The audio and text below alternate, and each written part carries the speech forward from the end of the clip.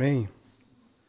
Quero primeiramente já parabenizar e louvar a Deus pela vida de cada pai e cada mãe que tem recorrentemente trazido seus filhos à casa do Senhor. Que vocês continuem assim, vocês estão fazendo isso certo. Essa é a vontade de Deus. Nós, nessa noite, vamos terminar o estudo de Tiago, da Epístola de Tiago. Nós teremos a última pregação segundo o que o texto nos propõe na sequência das exposições. E a minha oração, queridos, é como o salmista Davi diz no Salmo 16, no versículo 11. E no meu coração, nesta noite, ao finalizar esse texto, essa carta, que seja como está no Salmo, que diz assim: Tu me farás ver os caminhos da vida, na tua presença a plenitude de alegria, na tua destra, delícias perpetuamente. Que nós possamos ter um verdadeiro banquete pela palavra e pelo poder da palavra do Senhor sobre nossas vidas e sobre a igreja.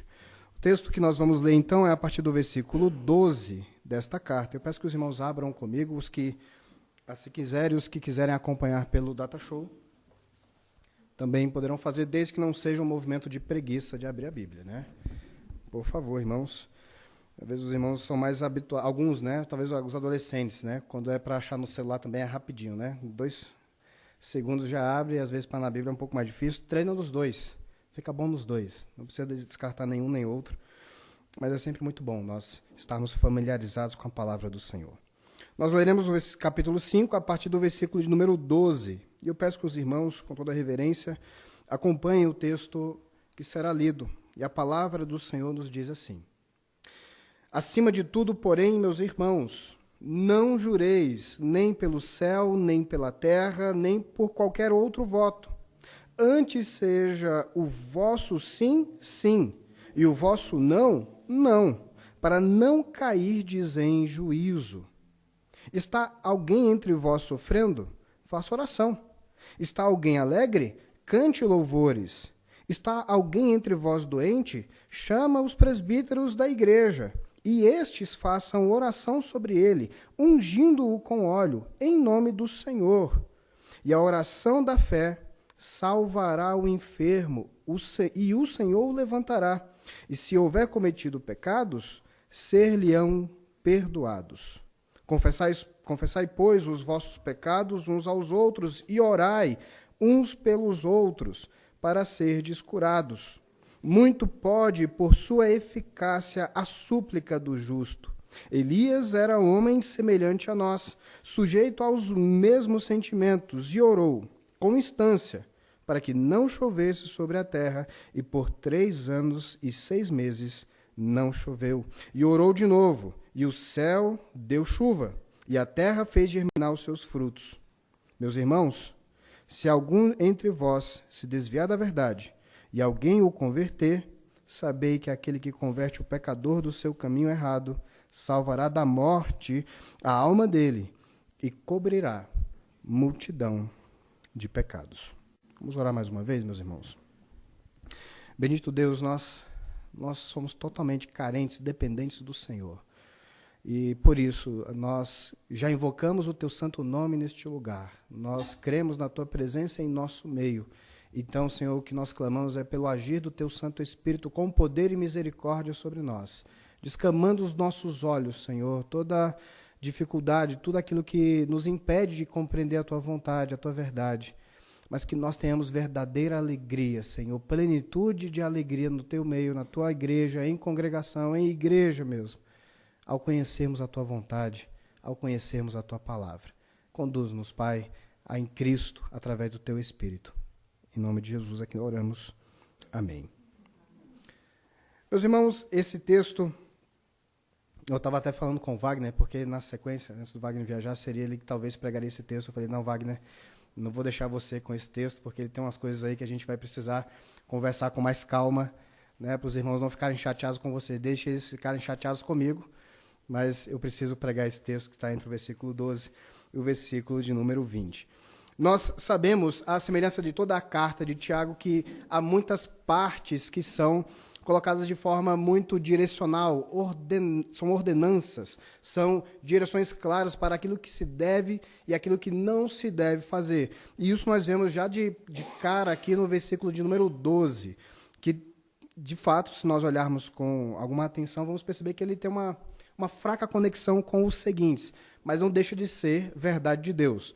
A bem da verdade, inclusive, o texto do versículo 12 é quase que uma paráfrase ou quase uma cópia daquilo que Jesus fala quando ele fala sobre os juramentos, né? O versículo 2 diz o seguinte: acima de tudo, meus irmãos, não jureis, nem pelo céu, nem pela terra, nem por qualquer outro voto. Antes seja o vosso sim, sim, e o vosso não, não. O que passar disso, conforme Jesus, vem do maligno, né? Aqui ele não faz essa citação, mas ele diz para não cair em juízo. Olha que interessante que... Desculpe, meus irmãos. Que aqui nesse texto não está sendo dito que nós não devemos nos comprometer. Não está dizendo que nós não devemos prometer nada a alguém, ou que não devemos afirmar com palavra. Mas o que está sendo colocado, em especial no versículo 12, é uma crítica pela validação do erro. Eu vou dar um exemplo que eu sei que os irmãos vão ter dificuldade, nem todo mundo vai conhecer, mas eu recorrentemente pego exemplos difíceis. Mas tem um episódio do Chaves, onde o Chaves, ele tentando... Eu sei que alguns irmãos vão entender bem. O Chaves, ele, com dificuldades de ser acreditado por algumas... acho que é o seu Madruga, ou o seu professor Girafales, ele vai falar sobre uma situação, e ele vai dizer assim, que o Kiko morra se não for verdade. Eu acho que quem já viu os episódios vai lembrar dessa situação. O Chaves está falando uma coisa que não tem muito cabimento, mas ele adiciona veracidade à sua fala a um juramento. Mas ele não jura por si. Ele jura pela vida do Kiko. Ora, é muito fácil jurar, né? Eu me comprometo desde que eu não pague nenhuma consequência a partir daquilo que eu me comprometi. Às vezes nós temos alguma coisa assim, semelhante, quando nós tentamos validar o nosso erro pela verdade de Deus. Sabe quando a gente vai dizer assim, eu vou pecar, mas Deus vai me perdoar? Veja, não há mentira nisso. Mas pode estar bem prejudicada a minha forma de pensar. Se assim ajo, se penso e faço dessa forma, eu qualifico o meu erro pela misericórdia de Deus. Nós precisamos ler o que está no texto do versículo 5, do capítulo 5 do texto de Romanos. Isso é loucura. É loucura, não agimos dessa forma. Não precisamos, ou não deveríamos precisar de validadores da nossa fala, se o nosso sim sempre for sim, e se o nosso não sempre for não. É compulsório da vida cristã a busca, a luta pela verdade. Ora, deveria ser um sinônimo a nossa fala daquilo que é verdade. As pessoas deveriam reconhecer em nós, assim como naquela igreja do passado, a quem Tiago escreve, mas também a todo o povo de Deus, que a nossa vida deveria ser guiada sempre pela verdade, e a verdade é sempre de Deus. Bom, ele começa com esse versículo 12, creio que já começa o puxão de orelha aqui, não muito fácil, mas ele já começa bem. E a partir do versículo 13, nós vemos com clareza a mensagem central dessa passagem, que fala justamente sobre oração. Então, se nós percebermos esse tema central, a partir de agora, conseguiremos interpretar todo o restante desse texto. E por que eu estou falando isso? Porque esse texto, em especial, ele pode ser mal interpretado em alguns momentos, em algumas condições. Então, quando a gente combina antes, fica fácil de entender depois, né? O que é combinado não fica caro. Então, com os irmãos, eu quero já alertá-los no bom sentido de que, de fato, o Tiago agora vai exagerar, não no sentido ruim, mas ele vai realmente enfatizar de que a oração é algo importante na vida cristã. Versículo 13 diz assim: está alguém entre vós sofrendo? Faça oração. Ora, eu tenho certeza que essa pergunta ela pode ser facilmente feita em nosso meio hoje, e nós responderemos, sim, eu preciso orar. Eu preciso que alguém ore por mim, porque eu estou sofrendo. A vida cristã, ela é também alvo de sofrimento. Nós sofremos. É mentira quando as pessoas dizem que uma vez que você está em Cristo, você é nova criatura e as coisas velhas já passaram, então você fez novo. Isso é verdade. E a partir de agora é tudo vitória. Não tem mais sofrimento, não há mais derrota, não existem mais problemas. Não, não é assim.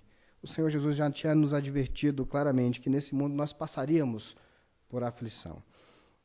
Então, está alguém entre vós sofrendo? Há uma resposta cristã. Qual é? Ore. Oremos. Está entre vós alguém alegre? A sequência do versículo, o que é que deve ser feito? Cante. Louve ao Senhor.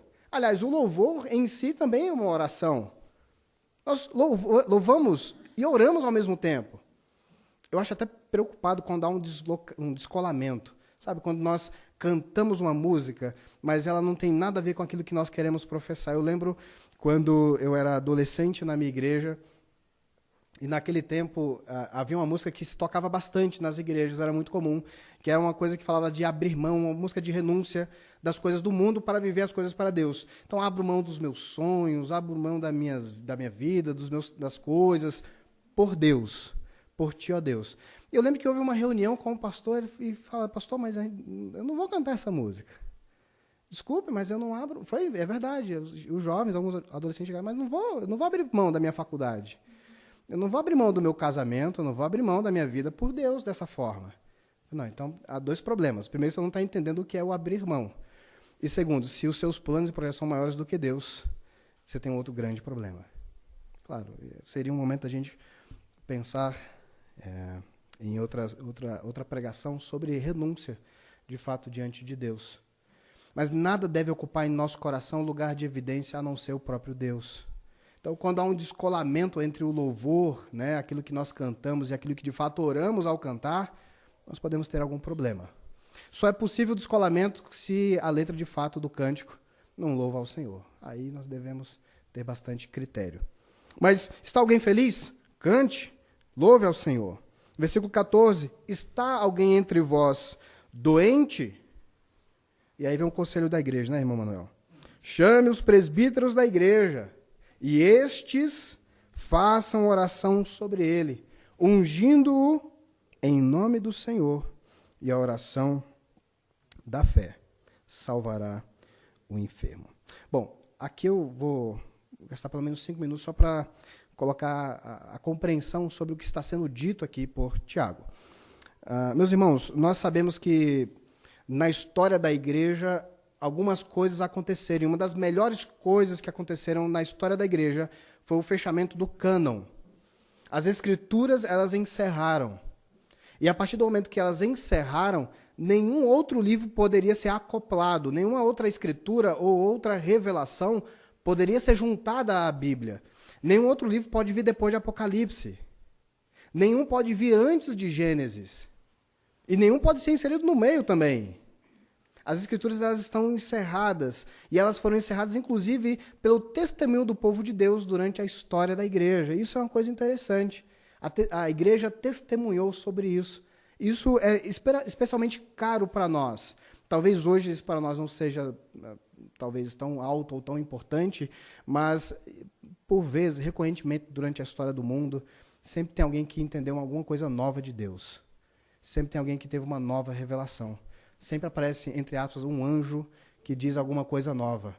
E isso sempre aconteceu na história da igreja. A igreja foi protegida muitas e muitas vezes contra heresias e ensinos falsos. Então, quando nós vemos que as escrituras elas foram encerradas, elas se tornaram suficientes, e ela toda é suficiente para nos revelar qual é a vontade de Deus, qual é o plano de salvação que Deus tem, o propósito de Deus, nós não precisamos de mais nada além disso. Mas enquanto a Escritura não era fechada, algumas coisas foram expressamente e realmente necessárias. Alguns dons existiam na história da igreja que, a partir do encerramento, né, do fechamento das Escrituras, eles se tornaram desnecessários. Um deles, por exemplo, é o apostolado. Eu até reconheço que algumas pessoas hoje que se chamam apóstolos, eu prefiro acreditar que muitos é por puro equívoco, por não entender esse termo, e acabam se afirmando como apóstolos ou sendo ordenados dessa forma. A Bíblia não nos autoriza, não existem outros apóstolos. Paulo é o último apóstolo, não há outro além. São os discípulos de Cristo e Paulo. E eles é que tiveram palavra autoritativa sobre as Escrituras. Normalmente, quando alguém usa esse termo apostolado, ela vai querer se validar de alguma outra forma. Normalmente, caminha em equívoco. E alguns, infelizmente, não é nem por equívoco, é por má fé mesmo. É por mau uso das Escrituras. Então, alguns dons cessaram, o apostolado cessou, o dom de cura cessou. E antes que os irmãos levantem as pedras, né, antes que os irmãos acendam as fogueiras, eu quero explicar isso. Os dons de milagres, coisas sobrenaturais, dons pessoais, eles cessaram.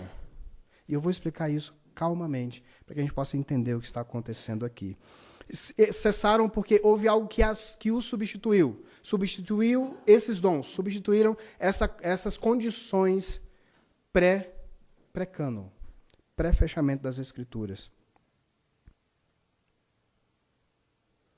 Muitas vezes, por exemplo, Paulo, antes de ter toda a Escritura completa, só tendo ali alguns fragmentos, talvez, do Evangelho de Marcos, que foi o primeiro evangelho a ser escrito, algumas cartas que ele tinha, como aos Gálatas, eram as primárias, eram as iniciais ainda. Ele chegava e pregava, como fez muitas vezes, e as pessoas iam para cima, muitas vezes com força, para prendê-lo, para intimidá-lo, para afastá-lo, para expulsá-lo da cidade.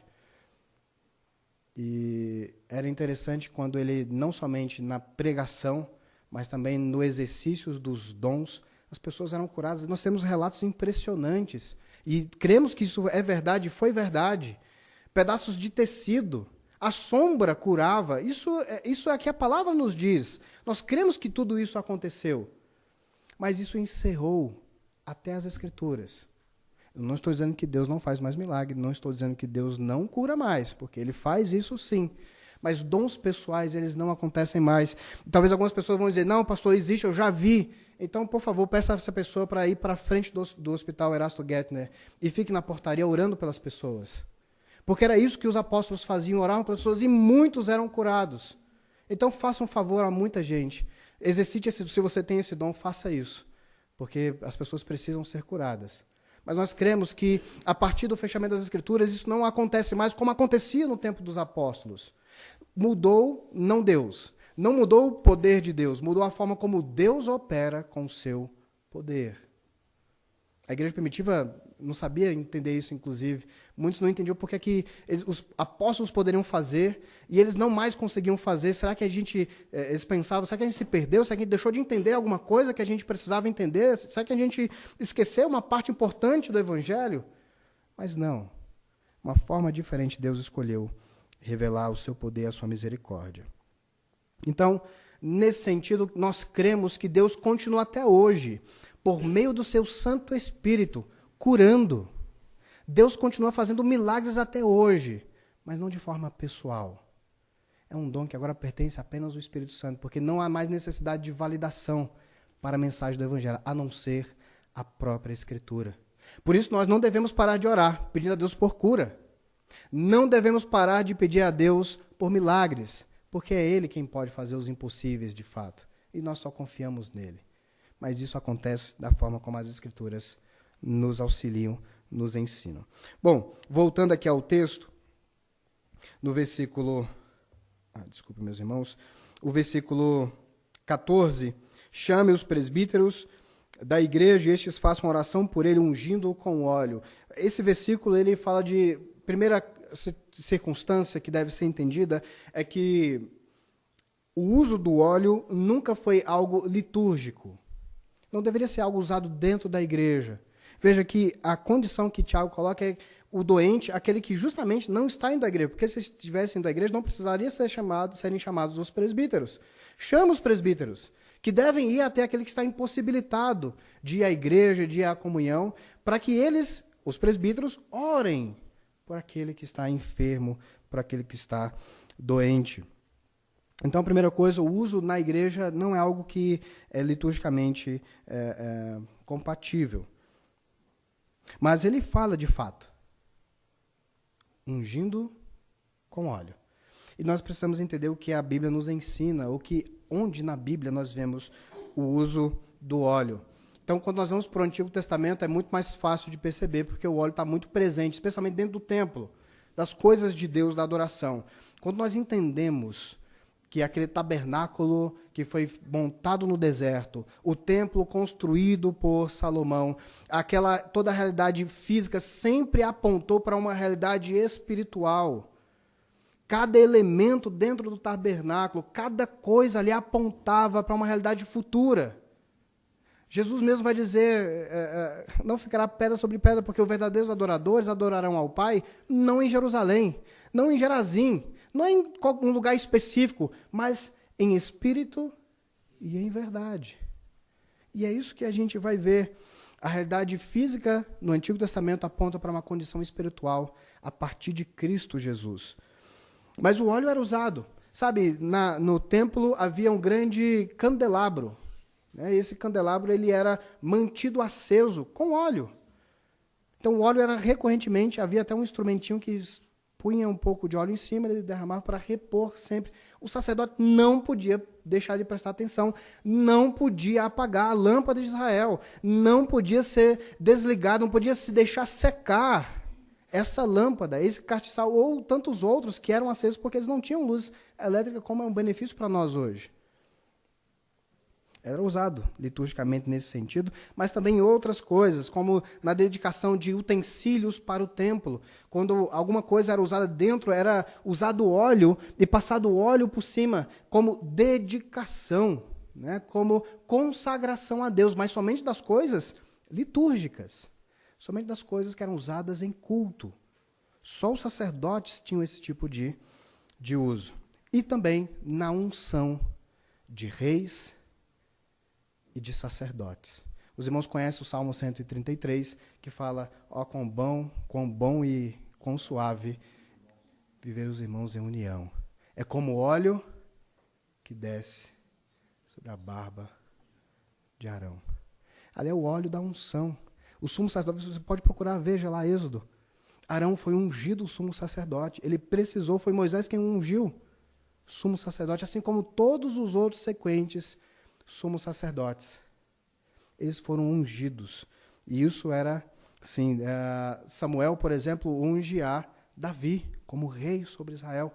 E havia ungido anteriormente Saul. Então, o uso do óleo era o uso onde havia uma ordenação, um comissionamento da parte de Deus para um propósito bem específico. Aliás, a palavra Messias, que nós conhecemos, que se refere justamente a Cristo, significa o quê? Ungido. Algo untado com óleo. O significado disso no hebraico, untado com óleo, é alguém comissionado. Jesus é este ungido. Jesus é o que teve a unção de alegria. Ele que o Espírito do Senhor me ungiu. É isso que nós vemos, sendo o profeta dito. E Jesus recitando isso no dia da sua pregação, lá na sinagoga. Jesus Cristo é o ungido de Deus. Era usado, então, o óleo de forma litúrgica, era usado como cosmético. Jesus vai dizer, quando você jejuar, não dá muita cara que você está jejuando, não, né? Lava o rosto, pega um olhinho de coco, passa no cabelo, dá uma ajeitada. Não fica mostrando para os outros terem pena de você porque você está jejuando. Não, faça o seu jejum em secreto diante de Deus. Era cosmético. Mas também era usado como remédio. A gente vê aquela parábola, por exemplo, do samaritano, onde o bom samaritano atende e socorre um judeu que havia sido esquecido pelo seu próprio povo. Ele pega óleo e põe sobre as feridas. Até um óleo muito famoso na Bíblia, que é um óleo que havia na região de Gileade, né? Jeremias vai citá-lo, a gente vê isso acho que em Êxodo também, um óleo de Gileade, né? Era medicamento, era um óleo, sabe, fitoterapia, é um negócio assim nesse sentido. Tinha essa função. Coisa dada por Deus. Porque foi Deus quem fez todas essas coisas, para serem usadas para o bem do povo dele. Então nós vemos esses tipos de uso do óleo. Nós vemos, inclusive, os discípulos de Jesus, ao saírem a pregar o evangelho, eles, ao pregarem, ungiam as pessoas com óleo e muitas pessoas eram curadas. Isso está lá em Marcos, no capítulo 6. Nós vamos ver que há um relato sobre isso. E somente esses relatos falam sobre esse tipo de unção. Por que eu estou falando com todos esses cuidados aos irmãos? Porque o uso do óleo em algumas igrejas, em alguns contextos, é tido de forma equivocada, é problemática. Algumas pessoas vão entender que o uso do óleo é sagrado, é santo. É necessário. E se não tiver, não pode acontecer o milagre, não vai acontecer aquilo que Deus quer fazer. Eu lembro que certa vez, conversando com uma irmã, e não sei por que bateu esse assunto, eu falou, puxa, mas eu já vi tanta coisa acontecer com a unção. Eu falei, minha irmã, eu já vi tanta coisa também, sem unção, sem óleo nenhum. Isso não é necessário para que Deus haja. Imagina, Deus quer fazer, mas está faltando, cadê o óleo? Não tem óleo. Então, meus irmãos, meus filhos amados, eu não vou poder fazer porque faltou óleo. Né? Não funciona assim as coisas de Deus. E é interessante que a partir do Novo Testamento há uma recolocação, há uma ressignificação. Essa expressão ela é ruim em alguns sentidos hoje, né? Porque existe uma tentativa de exclusão de vários significados importantes. Mas há uma reinterpretação daquilo que significa unção. Antigamente, no Antigo Testamento, aqueles que eram comissionados, ordenados ao ministério da palavra, ao ministério das coisas de Deus, eles eram ordenados através da unção. A partir do Novo Testamento, há uma coisa diferente. Existe a imposição de mãos. Por isso que os irmãos, quando houver sempre ordenação de presbíteros, ordenação de diáconos, de pastores na Igreja Presbiteriana do Brasil, não vai haver óleo. Vai haver a imposição de mãos. Porque esse é o padrão do Novo Testamento. E é interessante que Paulo, instruindo, salvo engano, Timóteo, ele vai dizer o seguinte, olha, não imponha as mãos precipitadamente. Não ordene alguém ao ministério, desde que você tenha certeza que essa pessoa tem a vocação, tem a dotação para isso, e que está na hora de assumir essa posição. Seria o mesmo cuidado da unção. Isso é uma coisa importante. Mas eu quero ler com os irmãos o texto de 1 João, no seu capítulo 2. Eu peço que você abra junto comigo, por gentileza, esse texto.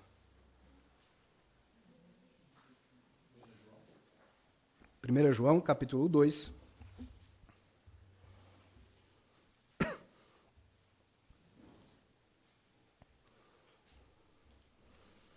Nós leremos o versículo 20 e depois o 27. E aqui nós vamos ver o que tipo de unção nós temos hoje. E graças a Deus por essa unção.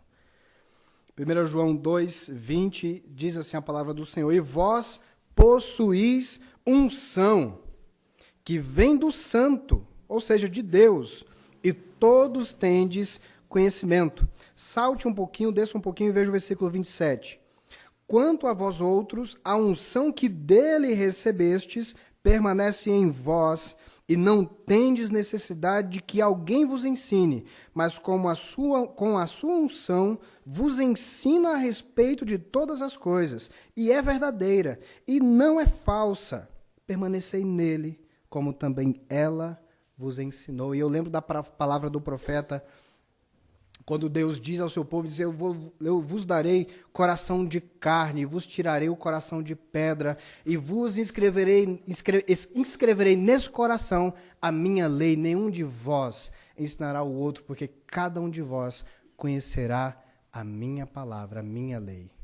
Isso aqui nós vemos que é a unção que nós temos do Espírito Santo. Todos aqueles que creem em Cristo foram ungidos, foram imersos nessa condição do Espírito Santo. Todos nós fomos batizados com esse óleo do Espírito Santo. Se assim a gente pudesse colocar, todos nós temos essa unção.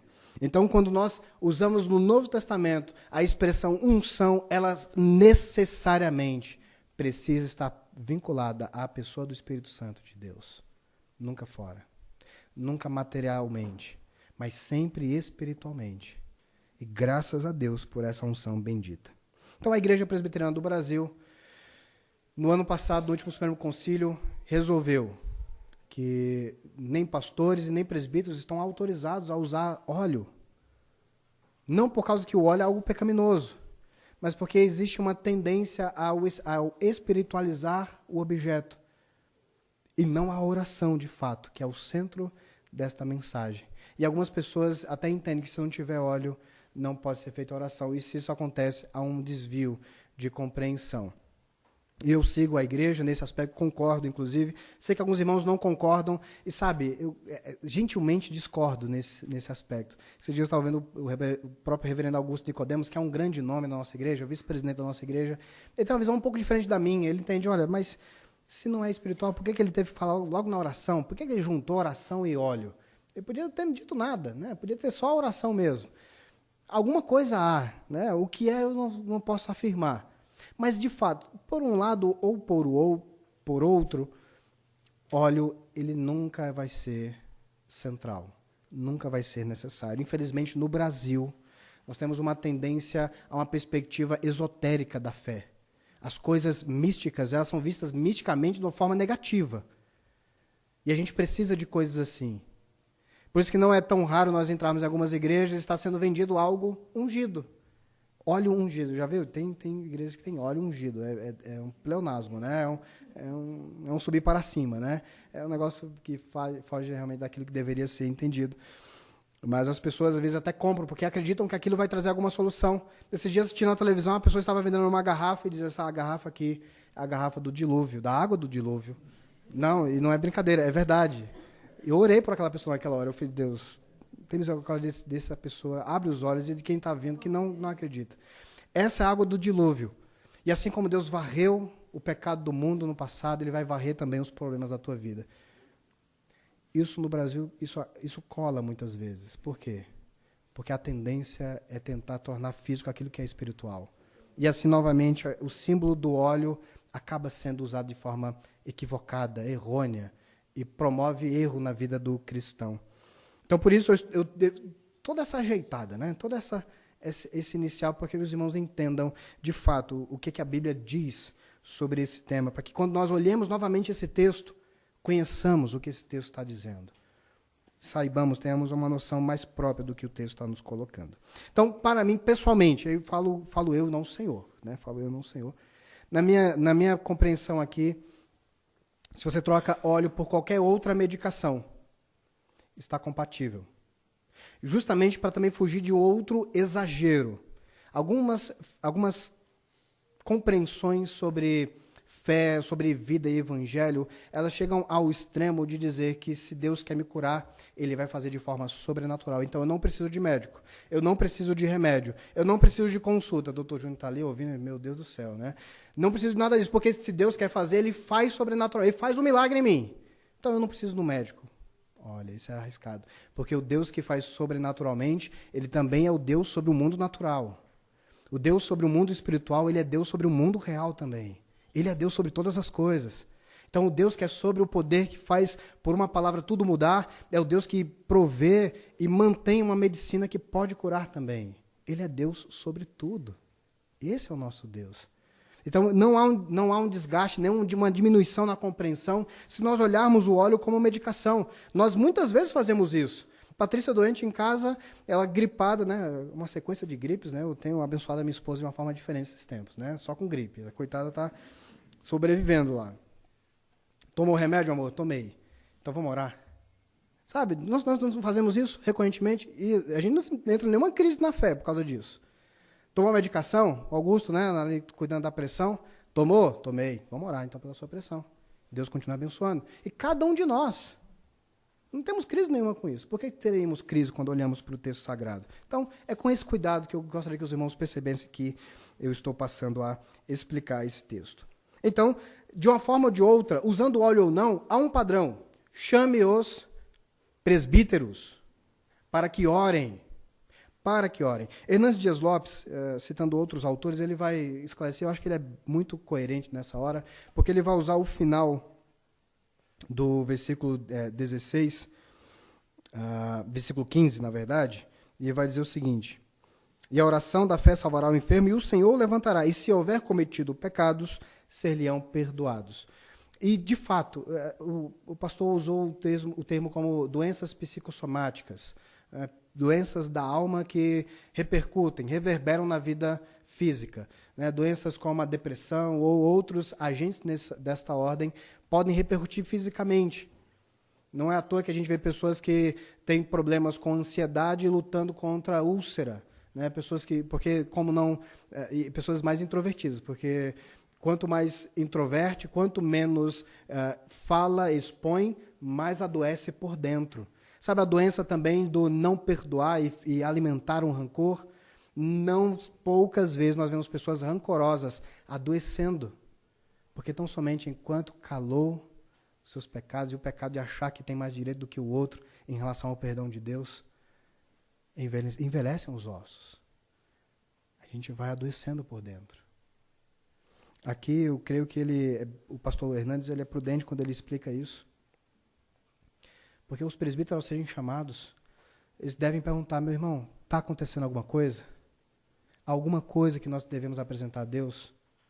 Alguma coisa precisa ser confessada? Não que às vezes, porque está pecando, Deus vai jogar um raio na nossa cabeça, né? Porque a gente pecou, Deus vai jogar, me permita a expressão, com todo respeito aos irmãos, mas Deus vai jogar em nós uma doença séria, como um câncer, alguma coisa, porque nós fizemos algumas coisas. Não necessariamente, mas coisas assim podem acontecer. O nosso corpo, infelizmente, ele é perecível, ele tem os seus desgastes naturais, mas também tem interferências espirituais sobre uma realidade física, que é o nosso corpo. Nós devemos ter esse tipo de zelo, confessar os nossos pecados. E confessar ali diante dos presbíteros, ele vai dizer: se houver cometido pecado, ser-lhe-ão perdoados. E a oração da fé, e aí nós vamos voltar à oração, que é o nosso tema de fato, nesse momento. A oração da fé salvará o enfermo. Queridos, como é importante que nós oremos. Certo dia, lembrando, pastores antigos nos ensinaram no passado coisas boas sobre muita oração, muito poder, pouca oração, pouco poder. Eu acho que eu recolocaria algumas palavras, ou readequaria na minha perspectiva de pouca oração, pouca intimidade com Deus. Muita oração, intimidade com Deus. Aí sim nós vamos ver o exercício do poder de Deus. Nós precisamos orar. Não é à toa que Jesus Cristo nos lembra, os apóstolos vão nos lembrar que devemos orar sem cessar. Nós devemos estar vigilantes, vigiando em todo momento, orando no Senhor. Nós precisamos ter uma vida de oração. E a igreja ali representada pelo conselho, pelos presbíteros, orará, intercederá pela vida daquele que está doente. Então, está alguém doente, o que é que nós fazemos? Oramos. Nós oramos.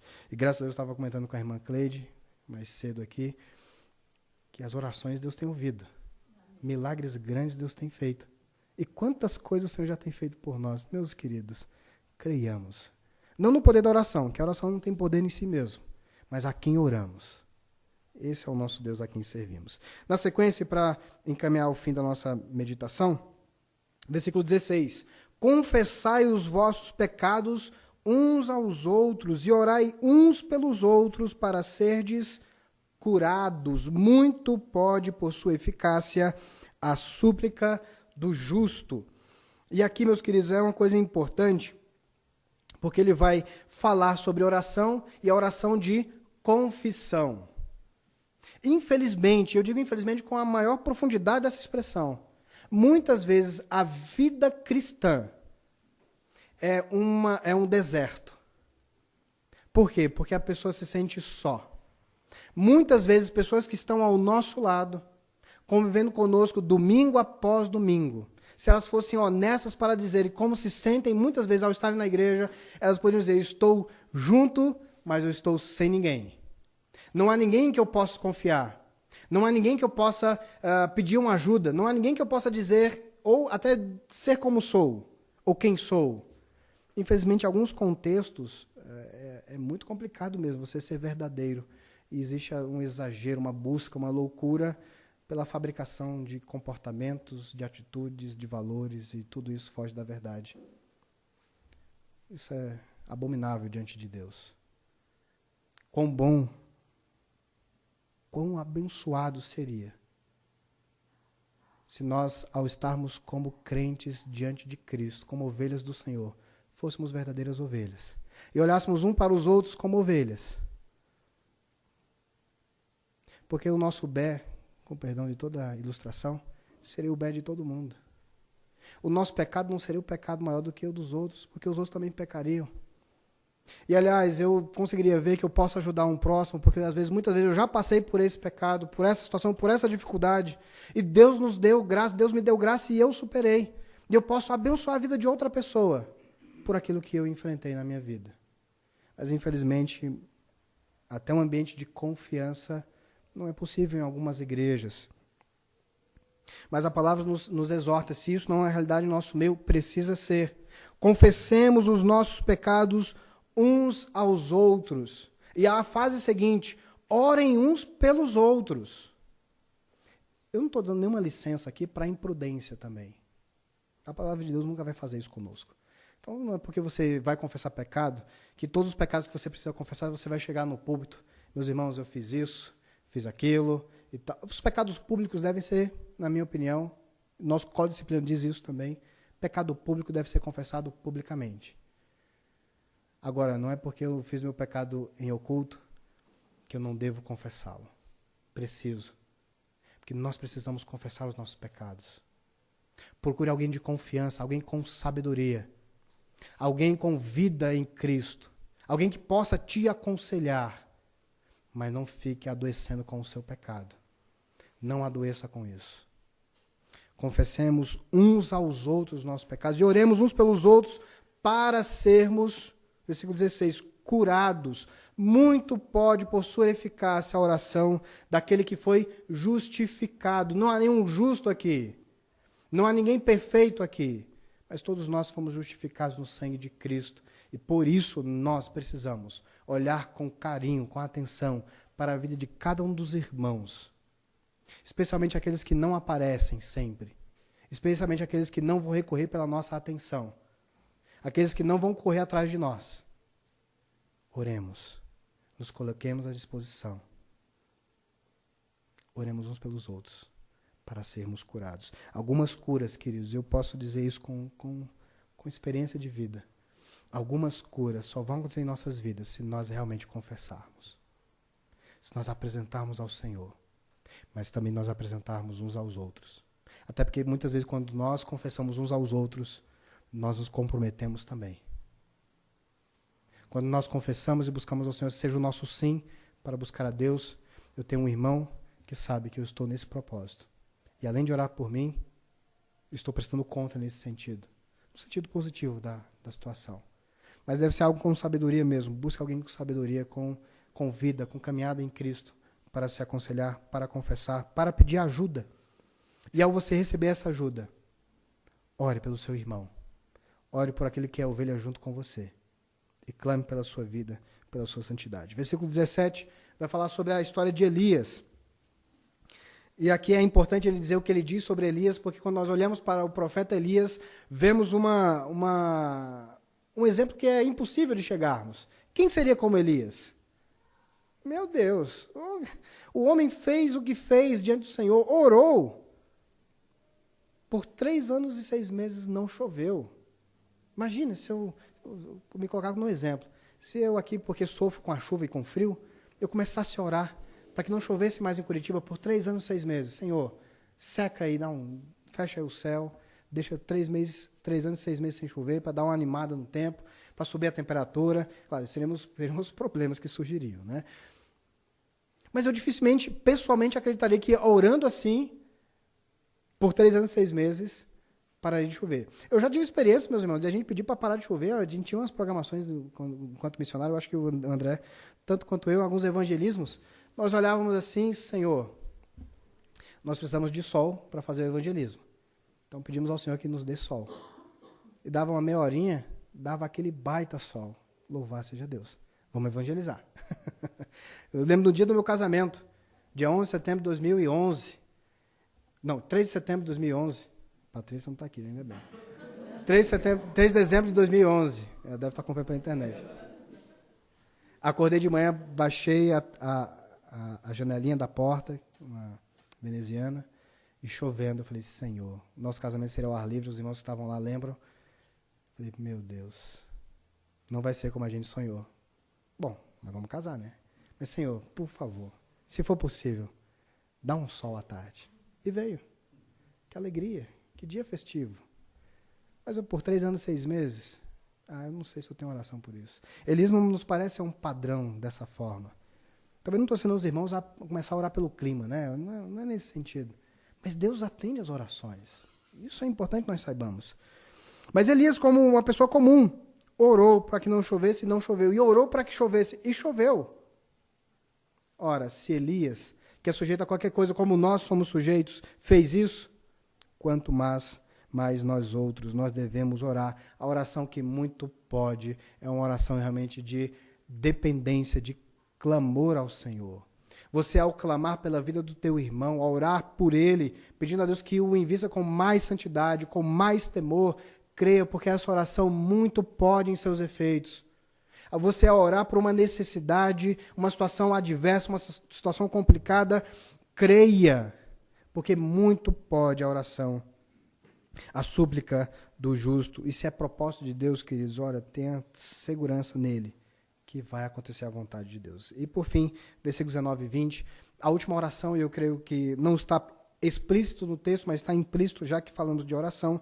Ele vai falar: meus irmãos, se algum entre vós se desviar da verdade e alguém o converter, sabei que aquele que converte o pecador do seu caminho errado, salvará da morte a alma dele e cobrirá a multidão de pecados. E aqui ele fala claramente àqueles que eram da fé, aqueles que eram da igreja e por algum motivo se afastaram. Aqueles que estavam e se afastaram. Ele fala dessa condição de alguém da igreja ir lá e falar de Jesus novamente. Caminhar novamente. Tentar trazer à memória aquilo que de fato é a esperança da vida eterna. Cristo Jesus. E essa pessoa que faz isso salvará da morte a vida daquele que estava desviado. Aquele que estava afastado dos caminhos do Senhor. Às vezes as pessoas leem esse texto e entendem mal, como se quem fosse salvo fosse aquele que foi lá pregar. E eu já vi algumas pessoas defendendo isso. Eu tenho que pregar para minha alma ser salva. Porque se eu não pregar, a pessoa não se converter, eu não serei salvo. Onde é que você viu isso? Em Tiago? Não, você não viu isso em Tiago. Você viu isso na sua cabeça, porque Tiago diz outra coisa. O que ele diz é que nós, ao pregarmos o Evangelho, ao ensinarmos e buscarmos aqueles que estão distantes do Senhor, nós o abençoaremos novamente com a verdade, com a alegria da salvação. Ora, eu creio que nós não devemos nunca nos cansar de orarmos por salvação. Não devemos nunca cessar de orarmos por aqueles que estão reservados por Deus a Cristo Jesus. Jesus, na sua oração do texto de João 17, sua oração sacerdotal, ele fala: ora o Senhor por aqueles que hão de crer. Nós devemos orar também, junto com o nosso sumo sacerdote, Cristo Jesus, por aqueles que hão de herdar a vida eterna. Orar pelos nossos familiares, orar por aqueles que estão distantes, orar pedindo ao Senhor que realmente aplique a salvação com força, com poder e com misericórdia. Meus queridos, então, seja orando no sentido de crermos no poder de Deus por causa de alguma doença, seja orando ao Senhor na oração uns pelos outros, pela confissão de pecados, seja orando, pedindo a Deus pela conversão daqueles que estão distantes do caminho do Senhor. Nós temos que orar. Nós temos que orar. Precisamos orar. E eu quero convidar você, então, encerrando a nossa meditação agora, a fazer uma oração. Fechar os teus olhos nesse momento. Eu não sei o quão eficaz é a prática devocional da oração na tua vida. Eu não sei o quão você tem dedicado de oração, tempo de oração diante de Deus, se tem sido só às vezes antes de dormir, se tem sido às vezes só na hora do almoço, ali uma situação mais formal, ou se você tem conseguido separar momentos para o Senhor, para Deus, para buscá-lo. Eu quero te recomendar e orar por você nesse momento. Se você tem negligenciado isso, confesse ao Senhor esse pecado. E eu quero orar com você, e muito pode oração, não porque eu orarei, mas porque a quem oraremos tem todo o interesse que nós tenhamos tempo de oração com Ele. Pai, nós queremos te agradecer pela Tua palavra, que tem tantos detalhes, são tantas informações, mas precisamos saber. É importante que saibamos. E obrigado porque o Senhor nos instrui por ela. Tira de nós dúvidas, esclarece-nos algumas coisas, e nós somos gratos por isso, Senhor. Porque a certeza que temos em Ti é que o Senhor tem realmente se preocupado conosco, a ponto de preparar essa palavra bendita, para que nós te conhecêssemos e nos alegrássemos nesse conhecimento. Nós oramos, Pai, e neste momento quero interceder pela minha vida e pela vida de cada um dos meus irmãos que se encontra aqui presente, cada família aqui representada, Senhor. E pedimos a Ti, Senhor, ainda mais desejo para estarmos diante da Tua presença, talvez como igreja orando juntos, mas talvez como o Senhor também colocou, entrando, fechando a porta atrás do nosso quarto, orando ao Senhor em secreto e buscando a Ti, Senhor. Mas seja orando uns pelos outros, Pai, seja apresentando a vida dos nossos irmãos, pedindo ao Senhor por cura, pedindo ao Senhor por santidade, pedindo ao Senhor por cura não somente no corpo, mas no espírito, Senhor, na alma, Senhor, no coração, em toda a estrutura. Nós clamamos, Senhor, para que o Teu povo seja fortalecido com oração, Senhor. Não nos permita, Senhor, sermos cátedra, sejamos tão conhecedores de tantas coisas da Bíblia e não saibamos fazer uma só oração. Que nós saibamos tantas coisas, Senhor, mas nem por uma hora orarmos com o Senhor. Tem misericórdia de nós, Pai. Ajuda-nos a orar. Ensina-nos a orar, porque nós não sabemos orar como convém, nem por palavras e nem por tempo. Mas nós clamamos a Ti, Senhor, que essa igreja seja uma igreja forte.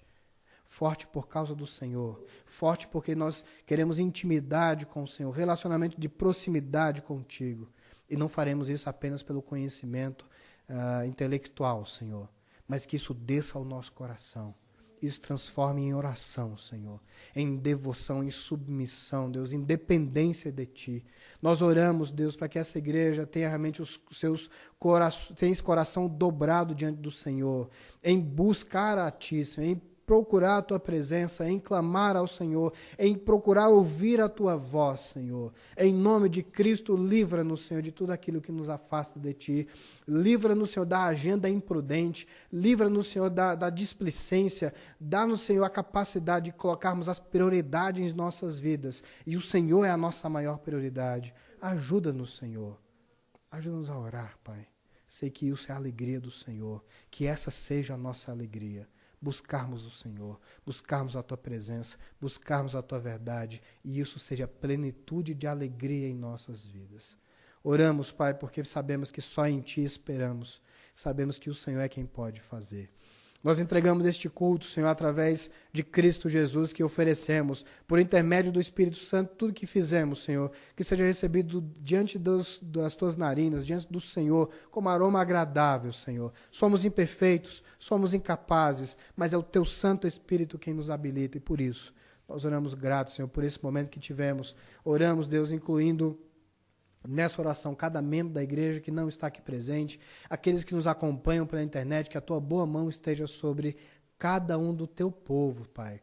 E nós oramos, Deus, também clamando a Tua bênção sobre nós. Então, que a graça maravilhosa do Senhor Jesus, o amor de Deus, o Pai, e a santa presença consoladora do Espírito Santo esteja sobre cada um de vós e sobre a igreja de Cristo pela terra hoje e por todo sempre.